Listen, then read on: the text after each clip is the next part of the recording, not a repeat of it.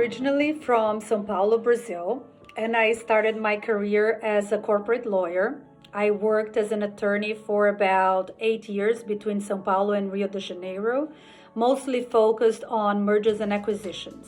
So I moved to New York and I started transitioning careers from law to consulting. And in consulting, I came across executive coaching that I didn't even know could be a career per se. I thought everyone was just a consultant.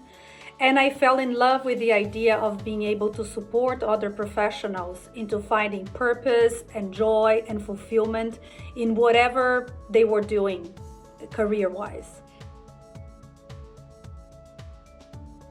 Change only happens, I believe personally, from top down. So the areas that I usually coach my clients on are leadership development, okay? Everything that relates to leadership, from effective communication to how to give feedback, motivation, influence, everything that relates to leadership, okay? Then I also enjoy very much time management that relates to work-life balance, and D&I, diversity and inclusion.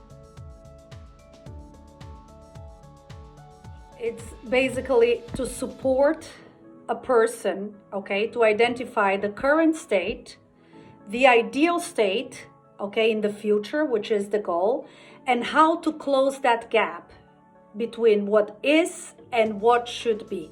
The way I like to work with my clients, for me, the most important part is to build rapport, okay? I think it's extremely important that we are the right fit, that they feel comfortable with me, and then I feel comfortable and confident that I can bring the best to them also. So despite the length of the engagement, I believe in having this free channel with me so the client can reach out to me whenever the client wants, in whatever point in the client's career he or she is. I would say that the qualities of a client to be the right fit would be, first of all, to be open, to be willing to dive in deep, to be willing to navigate discomfort. With my support, of course, we will never go somewhere that the client is not willing to go. That's for sure. The client is in the driver's seat.